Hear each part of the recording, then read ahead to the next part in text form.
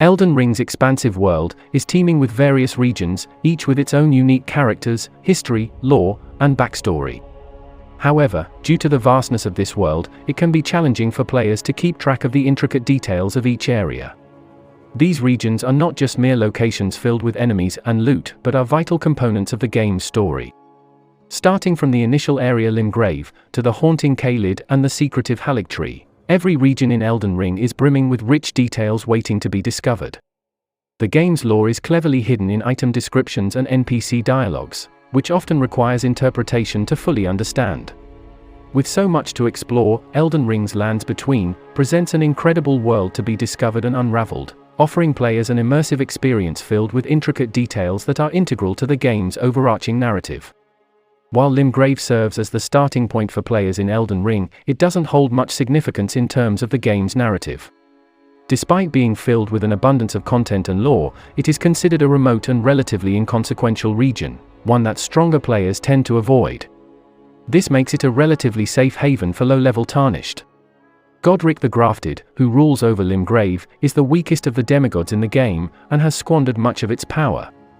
Once a region of considerable influence, with a stronghold at Stormvale Castle, the area has been ravaged by the Wars of the Shattering. Despite hiring foreign Caedan mercenaries to help protect the land, it remains largely overrun by dangerous wildlife and monsters. Once a vibrant and prosperous region, Caelid was ruled by the renowned General Radahn and was considered a formidable military power. However, it also had a history of warring against other regions, which led to at least one significant defeat at the hands of Lindale. Sadly, Caelid is now a bleak and decaying wasteland, ravaged by a devastating rot that has corrupted its very essence. The cause of this corruption remains shrouded in mystery, but it is known that the demigod Malenia visited Caelid and engaged in a fierce battle with General Radahn. The fight was evenly matched, but Malenia unleashed the destructive power of the Scarlet Rot.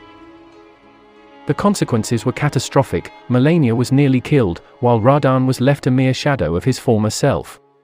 The Scarlet Rot not only twisted and warped the region, but also spread its blight to anything it touched, creating a nightmare landscape that remains to this day. Situated in the western section of the Altus Plateau, Mount Gelmir is a dormant volcano that is under the rule of Rykard, the Lord of Blasphemy. Despite being in close proximity to Lindale, the royal capital, Mount Gelmir remains in open rebellion and is occupied by inhabitants who are fiercely loyal to the Volcano Manor. This group is known for their explicit opposition to the Greater Will, and their leader Rykard is fused with the god-devouring serpent. Although Mount Gelmir is a barren and unwelcoming place, it is a strategic stronghold that provides refuge to those who oppose the oppressive rule of the Golden Order. The region also played a significant role in the Shattering, with Morgott leading a fierce offensive against the area. The battles that took place here were some of the most intense of the war, and skirmishes between Lindale's forces and the manors continue to this day. Located to the south of Limgrave, the Weeping Peninsula is situated at the farthest point from Lindale in the Lands Between. As a result, human civilization is almost non-existent in this region, with only a handful of living humans present. In the absence of any lord claiming ownership, the area is overrun by monsters and inhabited by those who live in death. Despite the lack of human presence, Castle Morne stands as the last remaining bastion of civilization in the region. However, even this fortress is not immune to the threat of the Misbegotten, who are rebelling against years of oppression and slavery. In their quest for freedom, the Misbegotten have launched a fierce attack on Castle Morne, with the aim of establishing their own civilization in the Weeping Peninsula. Beneath the vast expanse of the Lands Between lies the mysterious and enchanting underground, accessible only through deep river wells. Unlike natural caves or mines, this mystical realm is dominated by magical rivers such as the Siofra River and Ainsale River, with a mesmerizing sky full of stars hovering above them. However, despite its beauty, the underground has clearly fallen into disrepair. The once great eternal cities now lay in ruins, uninhabited and forgotten, while the rivers are now home to various non-human creatures. It is said that this decline was brought about by Astel, natural born of the void, whose powers were too great to be contained by the underground. Despite its current state, there is still much to be discovered and gained from the underground. Powerful artifacts such as the Finger's Layer blade can still be found within its depths, and those brave enough to venture into its dark corners may uncover secrets long forgotten by the rest of the world. Despite bringing prosperity and establishing a vast empire under the leadership of Marika, the Golden Order failed to provide equal benefits to all inhabitants of the lands between. Those who were not human or demigods were often subject to oppression, and at times even hunted down by the ruling class. The Albinorics, trolls, and Misbegotten were enslaved, while the demihumans were treated as outcasts. To seek refuge from this oppressive regime, many turned to the Consecrated Snowfield. This sanctuary could only be accessed with a Haligtree medallion, which was kept a secret from the Golden Order and its soldiers. The journey was treacherous, but for those who persevered, the reward was reaching the end of the snowfield and finding the Haligtree, a place of rest and supposed paradise. Despite being forbidden for the Golden Order to enter, many oppressed individuals risked their lives to make it to this haven. The lands between is marked by mysterious remnants, believed to be remnants of the floating city known as crumbling Farum Azula. Despite its state of disrepair, the city still stands as a testament to the might of its former inhabitants, the dragons. Accessing the city is challenging due to its fortified location, and it is primarily inhabited by dragons and beastmen, with the added presence of dangers such as worm faces. Furthermore, Malekith the Black Blade has hidden destined death within the city, making any effort to recover it futile. In the distant past of Elden Ring, the giants lived atop their mountains, isolated from the Golden Order and Marika's empire. However, the peace was disrupted when Godfrey led the Golden Order into a war against the giants. Their armies emerged victorious, wiping out all but one survivor who tends to the unquenchable forge of the giants.